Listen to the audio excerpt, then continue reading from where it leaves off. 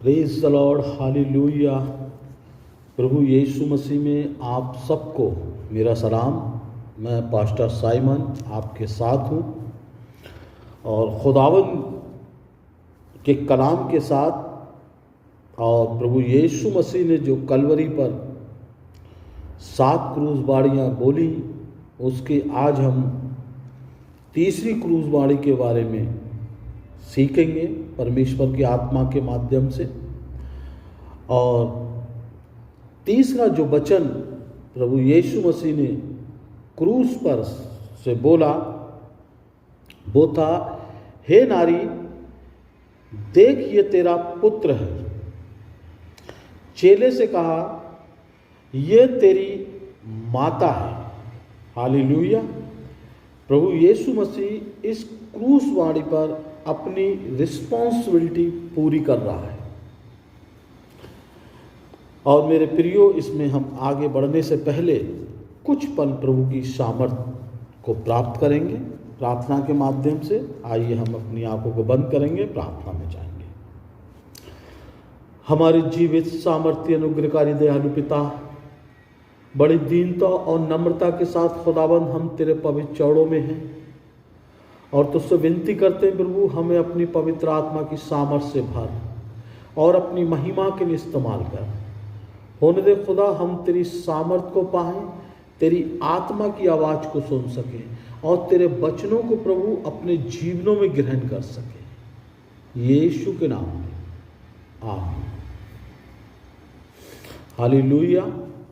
सो परमेश्वर का धन्यवाद हो इस सुंदर समय के लिए, सुंदर संगति के लिए।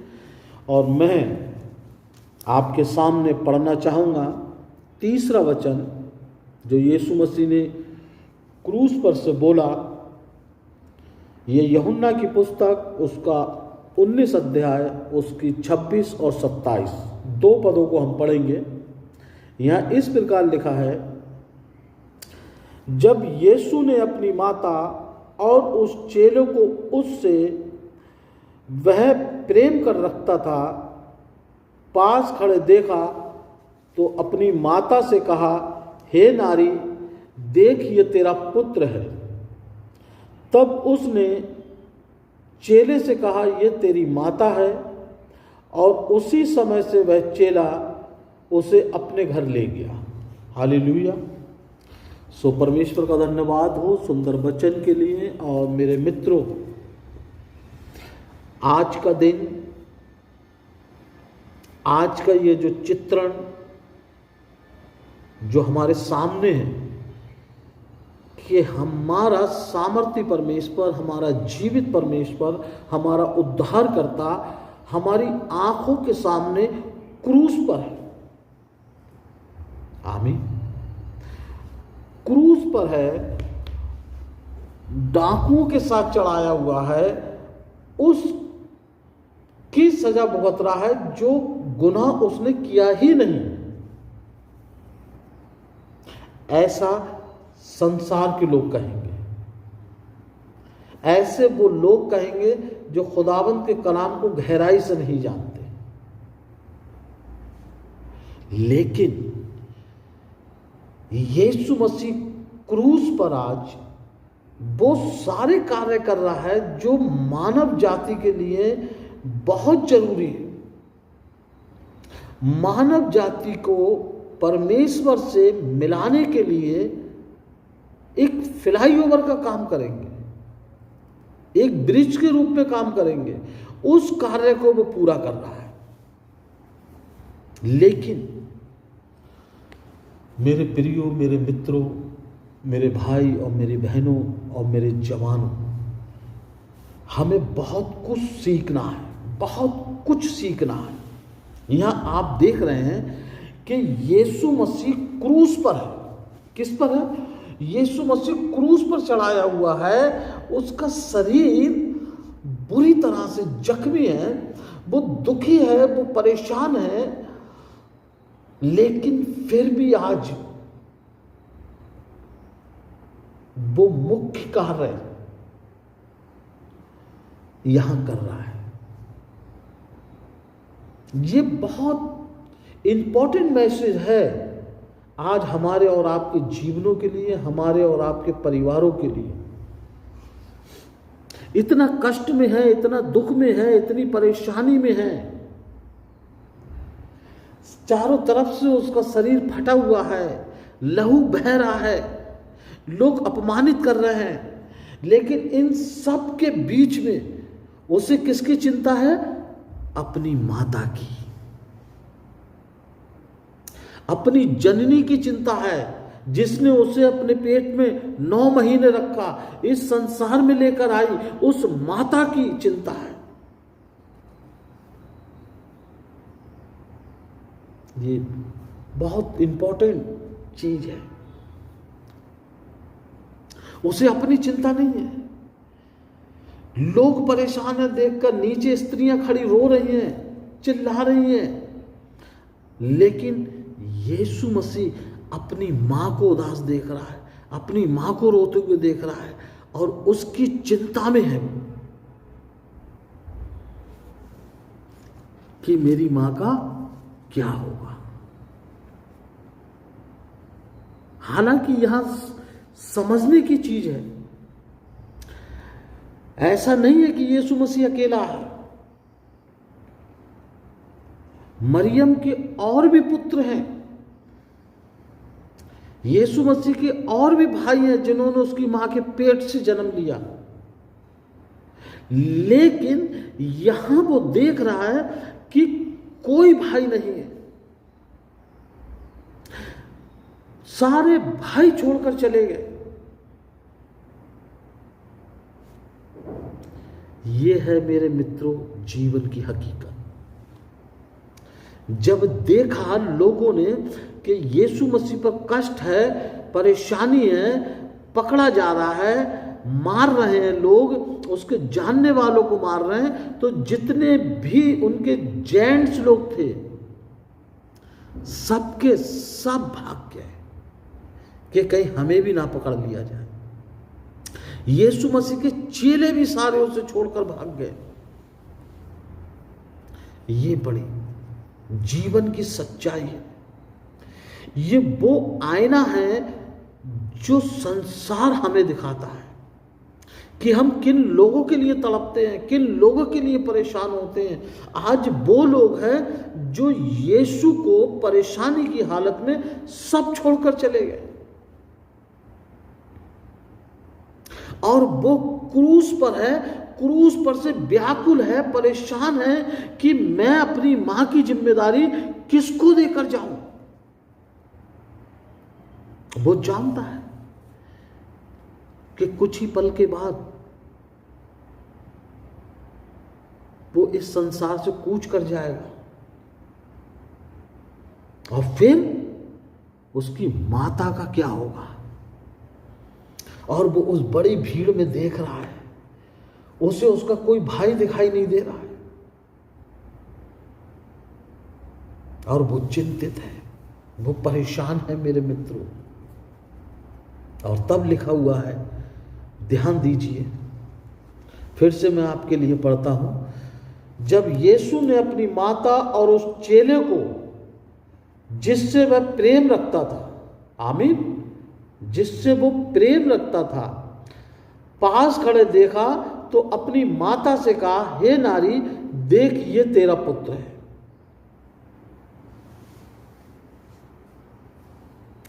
यूहन्ना जो था, यीशु मसीह यूहन्ना को बहुत प्यार करता था। उसके सगे भाई भाग गए उसे छोड़कर, उसके सारे चेले भाग गए, लेकिन यूहन्ना आखिरी मोमेंट पर, यूहन्ना अपने आप को रोक नहीं पाया, अपने आप को ज्यादा देर तक छुपा नहीं पाया, ज्यादा देर तक उससे अपने आप को दूर नहीं रख पाया और यूहन्ना सामने आ गया। और यीशु मसीह की जब नजर पड़ती है यूहन्ना पर, तब उसे फील होता है कि सच में ये प्यार है। और यीशु मसीह तुरंत उससे कहता है, देख ये तेरी माता है। और माता से कहता है, हे नारी, देख ये तेरा पुत्र है। हालेलुया। हमेशा याद रखिए मेरे प्रियो, यीशु मसीह जिम्मेदारी, रिस्पॉन्सिबिलिटी उसी को दी जाएगी जो सामने दिखाई देगा। आमीन। हमेशा याद रखिए मेरे प्रियो, परमेश्वर अपनी सेवकाई में उसी को इस्तेमाल करेगा, अपनी सेवा में उसी व्यक्ति को चुनेगा, उसे ही भेजेगा जो उसे दिखाई देगा। एक सेवक का काम है समय आसमय तैयार रहना, निरंतर तैयार रहना प्रभु के कार्य के लिए, प्रभु की सेवकाई के लिए। और यूहन्ना जो था यीशु मसीह के साथ हमेशा निरंतर बना रहता था। और आज ये जीवन का जो आखिरी पल है, आखिरी मोमेंट है, इस समय भी यूहन्ना उसकी आंखों के सामने है। और ये सौभाग्य, ये बड़ी रिस्पॉन्सिबिलिटी, ये प्यार दिखाने का सौभाग्य यूहन्ना को उसने दिया। उसने कहा, देख ये तेरी माता है। आमीन। और लिखा है वचन में 27 पद देखें, तब उसने चेले से कहा, ये तेरी माता है। और उसी समय से वह चेला उसे अपने घर ले गया। आमीन। उसी समय यूहन्ना मरियम को अपने साथ ले गया और तकरीबन 16 वर्ष तक मरियम यूहन्ना के साथ रही। और उसने वो अपनी पूरी जिम्मेदारी, पूरी रिस्पॉन्सिबिलिटी बहुत ही आदर के साथ, बहुत खुशी के साथ वो पूरी जिम्मेदारी को उसने निभाया। मेरे प्रियो, ये जरूरी है। बहुत सारे लोग सोचेंगे, बहुत सारे लोग कहेंगे कि एक दूसरा व्यक्ति जिम्मेदारी उठा रहा है, जबकि उसने और भी बच्चों को जन्म दिया। वो अपने सगे बच्चे, अपने लहू और अपनी मांस से जो उसने पैदा किए, वो बच्चे जिम्मेदारी नहीं उठा पाए। मेरे प्रियो, यहां उसकी बात नहीं है। यहां ये है, यीशु मसीह ने जिम्मेदारी किसको दी, किसको रिस्पॉन्सिबल समझा। क्यों? क्योंकि खुदावंद का कलाम कहता है, लहू और मांस परमेश्वर के राज्य के वारिस नहीं होंगे। परमेश्वर के वचन में साफ साफ खुदावंद कहता है, जो मेरी आज्ञाओं को मानते हैं और उस पर चलते हैं, वो मेरे बेटे और बेटियां हैं। आमीन। उसके भाई प्रभु के पीछे नहीं चले, उसके भाई उसके साथ नहीं रहे, उसके भाई उसको प्यार नहीं दे पाए, परंतु हमेशा उससे दूरी बनाए रखी, हमेशा दूरी बनाए रखी। मेरे प्रियो, भजन संहिता 69 उसकी 8 वर्ष में साफ लिखा हुआ है, मैं अपने भाइयों के सामने अजनबी हुआ और अपने सगे भाइयों की दृष्टि में परदेशी ठहरा। समझिए कितना कष्ट होता होगा उसे, कितनी परेशानी होती होगी, कितनी दिक्कत होती होगी।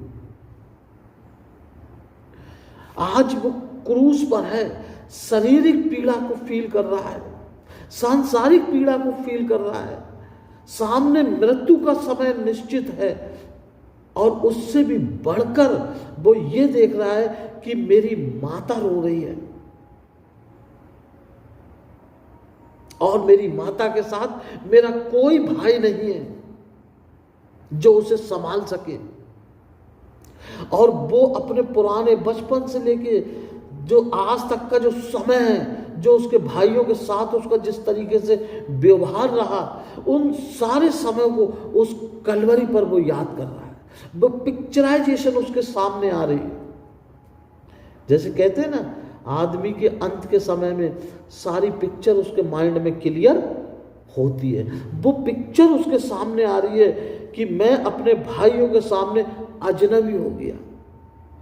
सगे भाई उसके सामने होना चाहिए थे इस तकलीफ में, इस परेशानी में, इस मुसीबत में, और सगे भाई वो डर के मारे भाग गए। छुप गए कि कहीं हमारे भाई के साथ साथ हमें भी ना पकड़ लिया जाए। सब रिश्ते खत्म हो गए, सब नाते खत्म हो गए, सबको अपनी अपनी जान बचाने की पड़ी है। लेकिन एक यूहन्ना अपने डर को मारकर, डर के ऊपर अपने खुदाबंद, अपने गुरु की मोहब्बत को हावी होते हुए देख रहा है।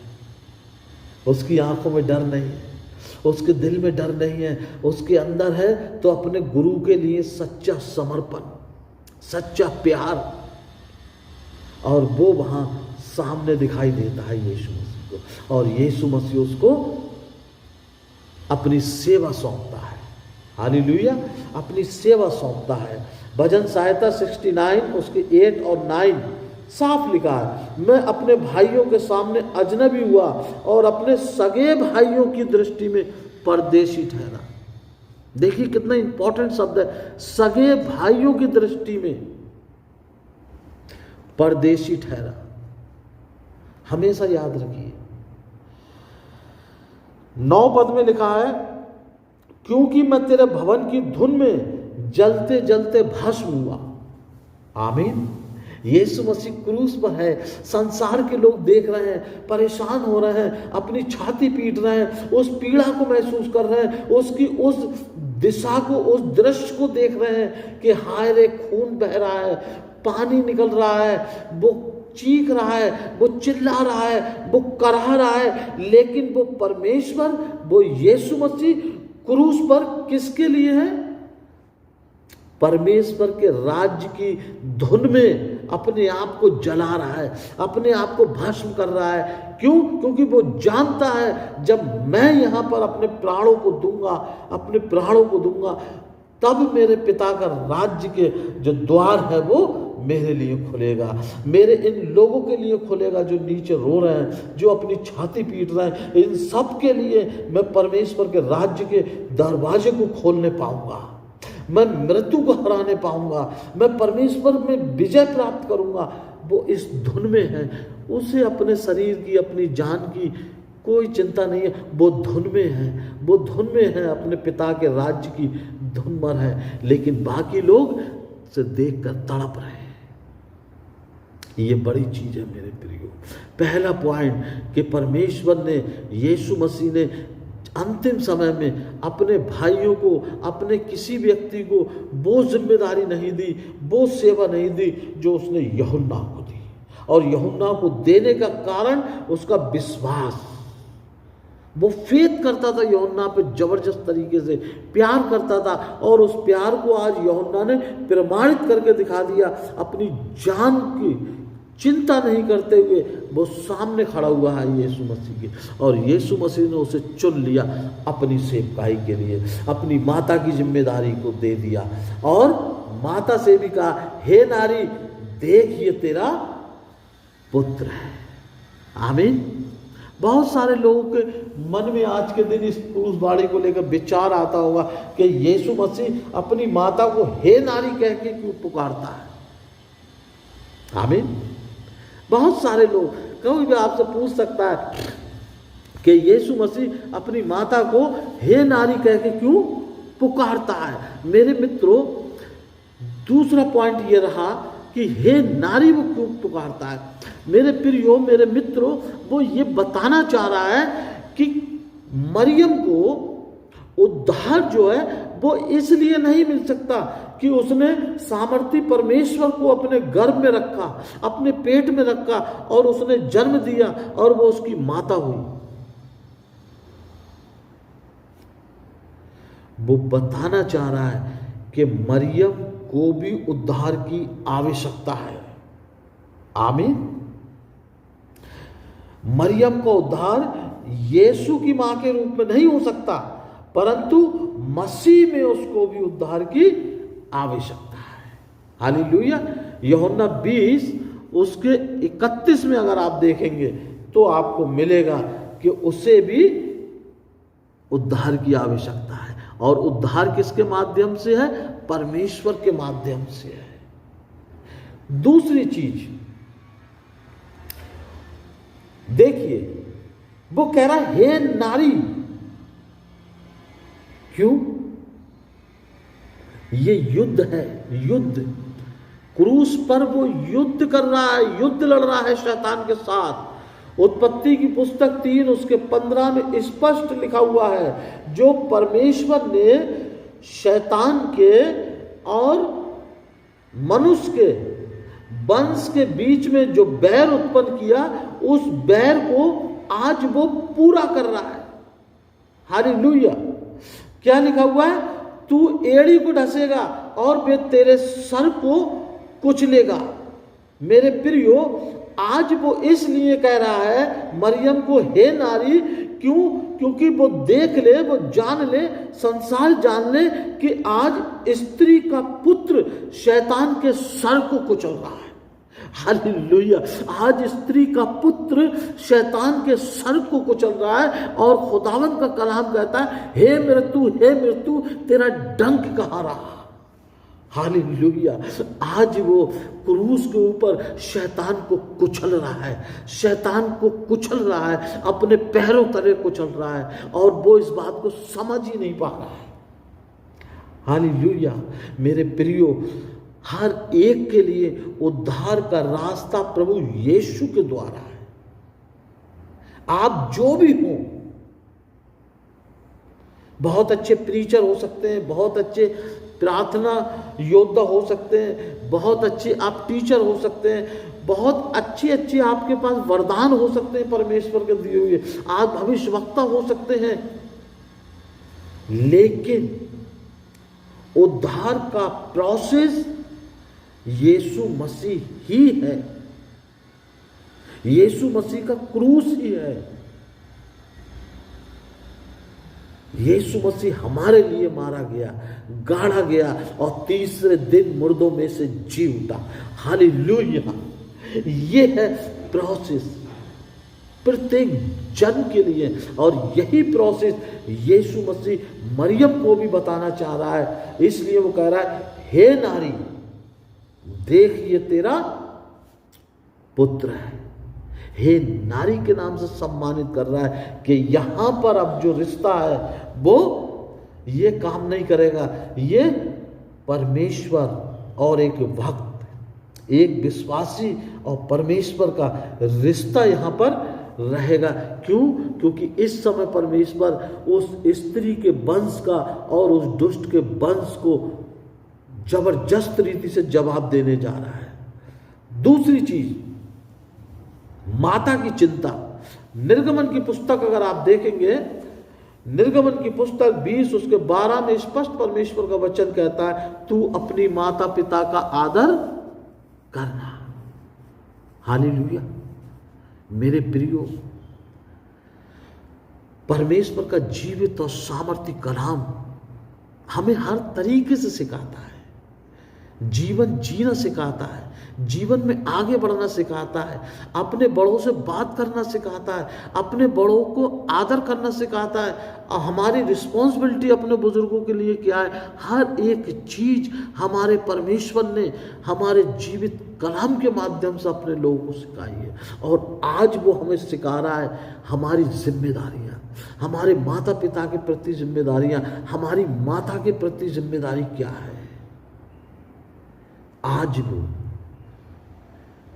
अपने संसार के संसार में अपने जीवन के अंतिम पड़ाव पर है, चारों तरफ से दुष्टों में घिरा हुआ है, अपमानित किया जा रहा है, प्रताड़ित किया जा रहा है, शारीरिक कष्ट में है, दिल में दर्द है कि उसके अपने उसे छोड़कर चले गए, लेकिन फिर भी एक जो जिम्मेदारी है, जो एक बड़ी रिस्पॉन्सिबिलिटी है अपनी माता के प्रति, वो उसको नहीं भूला। मेरे प्रिय, अगर आप पढ़ेंगे मत्ती की पुस्तक उसका 27 अध्याय उसके 56वीं आयत में 56 वर्ष साफ लिखा है, मरियम मगदलीनी और याकूब और यीशुस की माता मरियम और जब्दी के पुत्रों की माता थी। समझ रहे हैं? यहाँ सारी स्त्रियां दिखाई दे रही हैं उसे। जवान सारे भाग गए कि कहीं उसको भी सेना पकड़ ना ले। सारी स्त्रियां हैं, सारी स्त्रियां आंसू बहा रही हैं, एक दूसरे को संभाल रही हैं और वो चिंतित है कि मेरी माँ को कौन संभालेगा। ये प्यार उसके अंदर अपनी माँ के प्रति वो हमें और आपको सिखा रहा है, जबकि वो तो जानता है कि वो परमेश्वर है, वो परमेश्वर का पुत्र है, वो सामर्थी परमेश्वर है। लेकिन जो संसार में रहते हुए, इस पृथ्वी पर रहते हुए जो हमें ये शरीर मिला है, ये जीवन मिला है, ये जिम्मेदारी मिली है, इस जिम्मेदारी को हमें ही निभाना है। और किस रूप में निभाना है वो हमको ये सिखा रहा है। मेरे प्रियो, जबरदस्त चीज हमें सिखा रहा है। पहला यूहन्ना उसकी 4 अध्याय उसके 8वें पद में लिखा है, जो प्रेम नहीं रखता वह परमेश्वर को नहीं जानता, क्योंकि परमेश्वर प्रेम है। हालेलुया। प्रेम नहीं रखता, जो प्रेम नहीं रखता वो परमेश्वर को नहीं जानता। क्यों? क्योंकि परमेश्वर प्रेम है। और यही कार्य यीशु मसीह ने क्रूस पर निरंतर किया, निरंतर किया मेरे प्रियो, निरंतर। इससे पहली दूसरी जो क्रूस वाणी हमने देखी, उसमें भी जैसे ही डाकू ने डिसीजन लिया, उसने तुरंत कहा, आज ही तू मेरे साथ फिरदौस में होगा। हालेलुया। ये प्यार है उसका। आज अपनी माता के प्रति वो प्यार दिखा रहा है, माँ की चिंता करते हुए, माँ की जिम्मेदारी को वो अपने शिष्य को दे रहा है। कह रहा है, हे नारी देख ये तेरा पुत्र है। और अपने चेले से कह रहा है, देख ये तेरी माता है। मेरे प्रियो, खुदावंद के कलाम में साफ और स्पष्ट लिखा गया है, जो व्यक्ति अपने परिवार का सही तरीके से संचालन नहीं कर सकता, वो खुदा की सेवकाई नहीं कर सकता। आमीन। और यहाँ यीशु मसीह एक जबरदस्त मैसेज दे रहा है मसीह समुदाय को कि हमें अपने परिवार की जिम्मेदारियों को सही तरीके से निभाना है, तब हम परमेश्वर के राज्य का कार्य कर पाएंगे। उससे भागकर नहीं, उसे इग्नोर करके नहीं। समझ लीजिए, प्रभु आपको इस्तेमाल नहीं कर सकता। क्यों? क्योंकि आप खुदावंद के कलाम पर अमल नहीं कर पा रहे। सो परमेश्वर हम सबको बहुत आशीष दे, बहुत बरकत दे। आइए हम प्रार्थना करेंगे। Yes Jesus Lord, hallelujah. महान सामर्थ्य प्यारे परमेश्वर, हम धन्यवाद देते खुदावंद तेरे सुंदर वचनों के लिए, तेरी सामर्थ के लिए, तेरे ज्ञान के लिए मेरे प्रभु। और सच में प्यारे पिता, तू हमें हिम्मत दे, ताकत दे प्रभु, कि हम अपनी जिम्मेदारियों को उठाने वाले बन सकें पिता, तेरे कलाम को समझने वाले बन सकें प्रभु, तेरे कलाम के पीछे चलने वाले बन सकें मेरे प्यारे परमेश्वर। ओ जीसस लॉर्ड, हालेलुया मेरे पिता। इस समय जितने भी लोग खुदावंद इस मैसेज को सुन रहे हैं, देख रहे हैं, यदि उनमें से कोई भी बीमार है, किसी समस्या में है, किसी पीड़ा में है, किसी कर्जे के नीचे दबा हुआ है, ओ प्रभु यीशु राजा, यदि कोई डिप्रेशन में है, यीशु राजा होने दे कलेश में है, हम चाहते पिता यीशु मसीह तेरा लहू पिता प्रत्येक को आज आज़ादी दे दे, आज चंगाई दे दे। तेरी सामर्थ्य लोगों के घरों में, तेरी सामर्थ्य लोगों के जीवनों में कार्य करे पिता, लोग छुटकारे को प्राप्त करें। यीशु राजा तू दया कर प्रभु जी, तू शांति का राजकुमार बन जा और खुदावंद अपने लोगों को शांति दे मेरे पिता, यीशु के नाम में आमीन। हालेलुया। आप सबको प्रभु यीशु मसीह में मेरा सलाम। प्रभु आप सबको बहुत आशीष दे। चलिए हम फिर मिलेंगे चौथी क्रूस वाणी को लेकर के। जब तक के लिए प्रभु आप सबको बहुत आशीष और बरकत दे।